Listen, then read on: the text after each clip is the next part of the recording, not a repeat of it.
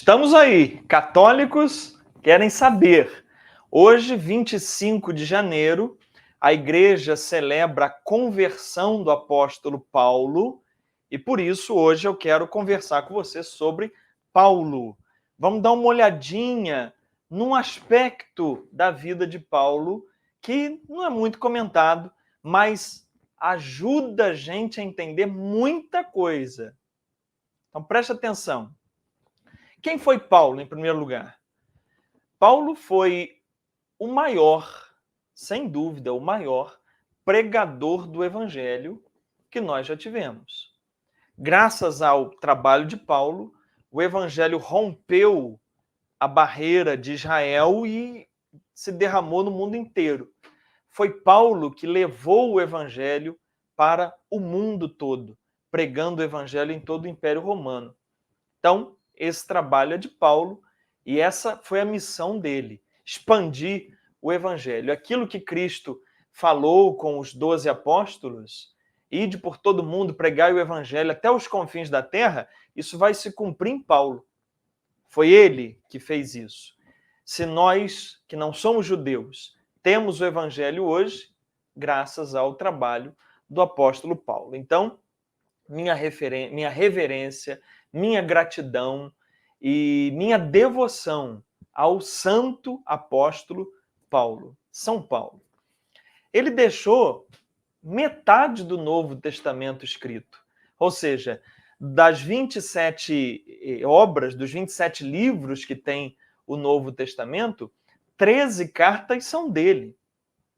Podemos até dizer 14, porque Hebreus não foi diretamente escrita por Paulo, mas se sabe que foi um discípulo dele, foi alguém com as ideias dele que escreveu a carta aos Hebreus.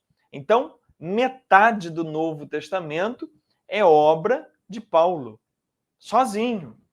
Ele que não conheceu Jesus pessoalmente, ele só teve uma visão de Jesus viajando em direção a Damasco para perseguir cristãos, então ele tem uma visão de Jesus ressuscitado, mas ele não conheceu Jesus andando na rua como como Pedro, como Tiago, como João. Não.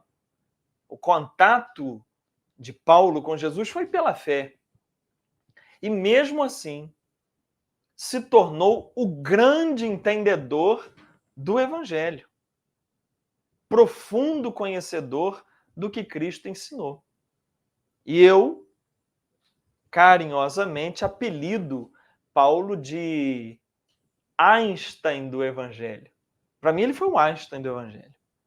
Porque o que ele entendeu do Evangelho deixava os apóstolos lá para trás. Pedro, por exemplo, em uma de suas cartas, diz que as cartas de Paulo são difíceis de se entender. Pedro tinha dificuldade de ler o que Paulo escrevia, porque Paulo é muito profundo, Paulo é muito denso. E essas cartas que ele deixou têm uma riqueza doutrinária, teológica, filosófica, psicológica incrível. Vale a pena você ler as cartas de Paulo. Inclusive, uma curiosidade, as cartas de Paulo estão no Novo Testamento depois de Atos dos Apóstolos. Vem os 4 evangelhos, depois vem Atos dos Apóstolos e aí vem a primeira carta, que é Romanos, a primeira carta de Paulo. Então, todas as cartas de Paulo seguem aí. Romanos, depois vem 1 Coríntios, 2 Coríntios e por aí vai. Uma curiosidade é que as cartas de Paulo na Bíblia, elas estão organizadas não pela data em que elas foram escritas, mas pelo tamanho, pelo volume da carta. Então, é da maior para menor. Então, a maior carta de Paulo é a carta aos Romanos, por isso que é a primeira. A segunda é 1 Coríntios, depois 2 Coríntios, e aí vai diminuindo até a última, que é só uma paginazinha. Então, é uma curiosidade para você. Agora, o que eu quero chamar a atenção? O que eu quero destacar hoje para você a respeito do apóstolo Paulo? Que apesar de Paulo ser um homem de Deus, um homem convertido, um homem que conheceu o Evangelho, um pregador do Evangelho, um homem santo, nada disso impedia que Paulo tivesse falhas. A imperfeição de Paulo continuava. E é isso que você tem que levar para você. A vida cristã não é uma vida de perfeccionismo. A vida cristã é uma vida de fidelidade a Deus, apesar da nossa imperfeição. O cristão, ele não anda atordoado porque ele não é perfeito, porque ele falha. Não. O cristão anda em paz porque ele sabe que na sua falha ele é perdoado.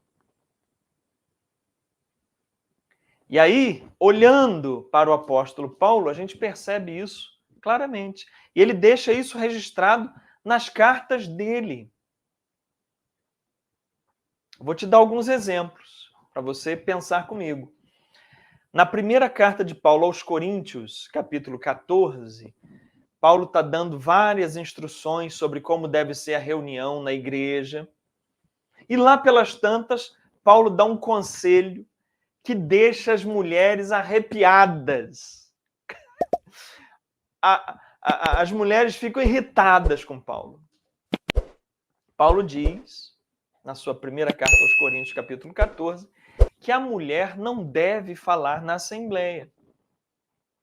E que se ela quiser saber de alguma coisa, que ela pergunte em casa ao marido. Ou seja, você pega isso e aplica isso hoje, não cabe, né? Não cabe. Isso é uma palavra totalmente ultrapassada, fora de contexto, fora de cogitação. Como é que você vai dizer isso para as mulheres, que as mulheres é que levam a igreja? Pode olhar. A maioria das que estão nas pastorais, das que estão nos movimentos, das que estão nas orações, nas que estão de joelho no chão, são mulheres. Então, Paulo é também, apesar de ser o Einstein do Evangelho, é também filho do seu tempo. Paulo estava envolvido na sua cultura, diferente de Jesus. Jesus não é filho do seu tempo. Jesus está acima, além do tempo. Jesus nunca tratou uma mulher assim. Pelo contrário, quando ele chega na casa de Marta e Maria, que Marta está nessa personagem da mulher que serve, está lá fazendo as coisas, e Maria, não é a mãe de Jesus, é a irmã de Marta, Maria está sentada aos pés de Jesus, ouvindo a palavra, coisa que não era admissível, porque os homens se sentam na sala e conversam e estudam, enquanto as mulheres fazem as tarefas domésticas. Essa era a cultura. Então, Marta está na cultura da mulher doméstica e Maria está fora da cultura, porque ela está no meio dos homens fazendo o que o homem faz. Se fosse Paulo, Paulo ia dizer para Maria, vai lá ajudar a sua irmã nas atividades domésticas. Mas Jesus não, Jesus vira para Maria e diz o quê? Ela escolheu a melhor parte. Marta, Marta, você está muito preocupada, mas uma só coisa basta. Maria escolheu a melhor parte. Maria escolheu, a mulher pode escolher, a mulher pode ter decisão, a mulher não precisa ser uma sequestrada mental do homem. Jesus, que não era filho do seu tempo, Jesus está acima de tempo, de espaço, de cultura, de tudo. Está além. Mas Paulo ainda está preso. Então eu só entendo Paulo se antes eu entender bem Jesus. Porque Jesus corrige Paulo em algumas coisas, sim. Paulo não é perfeito, né? Paulo tem a limitação humana que todos nós temos. Aí, por exemplo, você abre primeira carta de Paulo aos Tessalonicenses, que foi a primeira carta que Paulo escreveu. De todas as 13 cartas, a primeira foi 1 Tessalonicenses. Capítulo 4, de 13 a 18. Paulo aqui diz que Cristo voltará enquanto ele estiver vivo. Paulo acreditava que estaria vivo quando Cristo voltasse. Aí quando você pega 2 Coríntios 4,14, uma carta que foi escrita 6 anos depois, aí Paulo já está com outra ideia. Paulo já diz que não, que Cristo voltará, mas ele, Paulo, já não estará mais presente. Ou seja, Paulo foi aprendendo, né? Paulo foi discernindo. E é muito interessante ver isso, porque Paulo, em 1 Tessalonicenses, quando ele fala que Cristo voltará e ele estaria vivo ainda, Paulo erra. Mas Paulo estava inspirado por Deus.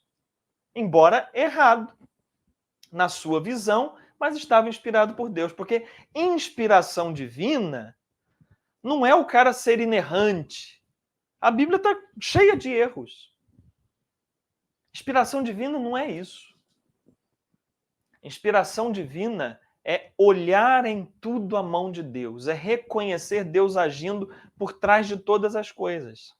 Paulo estava inspirado, porque ele sempre tinha uma palavra de Deus para as pessoas. Ele sempre tinha uma palavra de esperança, de fé, de consolo, de conforto. Ele estava inspirado.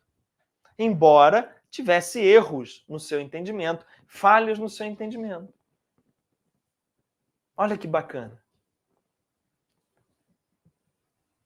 E aí a gente chega no que eu acho, aí a opinião minha, foi a coisa mais grave que Paulo fez nas suas cartas. O maior vacilo de Paulo foi em 1 Coríntios 5, de 1 a 5.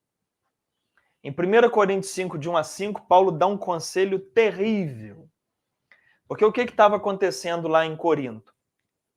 Era uma comunidade muito complexa, cheia de problemas, e um camarada lá da comunidade, da igreja, que Paulo está escrevendo a carta aos Coríntios, está escrevendo a carta para uma comunidade. E nessa comunidade tinha um cara que pegou a mulher do pai. Ou seja, o pai devia ou ter separado ou ter ficado viúvo, a gente não sabe, e ele estava com uma outra mulher, e o filho dele pegou a mulher do pai. E aí Paulo dá um conselho. Paulo manda entregar esse cara a Satanás. Aí sabe o que aconteceu? Aconteceu que a igreja deu um desprezo tão grande nesse homem, colocou ele para fora, não falaram mais com ele. E esse homem, que cometeu um erro, quase morreu de depressão, de tristeza profunda. Entrou em uma crise de depressão crônica, grave, por causa desse desprezo que deram a ele. E aí, na segunda carta aos Coríntios, quando Paulo escreve a segunda carta, Paulo volta atrás do conselho que ele tinha dado. Se você abrir em 1 Coríntios 2, de 1 a 11, Paulo está voltando atrás e dizendo, olha, perdoem esse irmão, reintegrem ele no seio da comunidade para que ele não morra de tristeza. Tá vendo? Falhas, imperfeições, todos nós as temos. Paulo, como apóstolo de Cristo, também teve.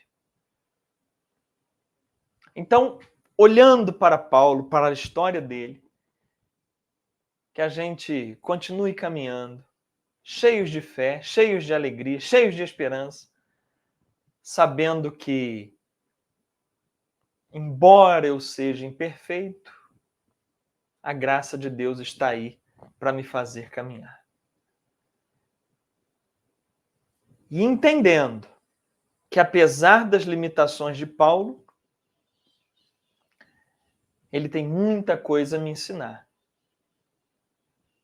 E como é que eu faço a diferença entre o que serve e o que não serve em Paulo? Olhando para Jesus. aquilo que Paulo ensina que combina com Jesus, eu imito. Aquilo que Paulo ensina que não combina com Jesus, eu compreendo que foi uma limitação do apóstolo Paulo. Ser humano como eu, irmão de caminhada como eu, e que estava também aprendendo nesta vida como eu. Assista esse vídeo de novo, porque a repetição é a mãe da aprendizagem. Um grande abraço para você e que São Paulo rogue por nós. E aí, gostou de saber? Então, clica aqui e assiste esse vídeo que eu preparei para você.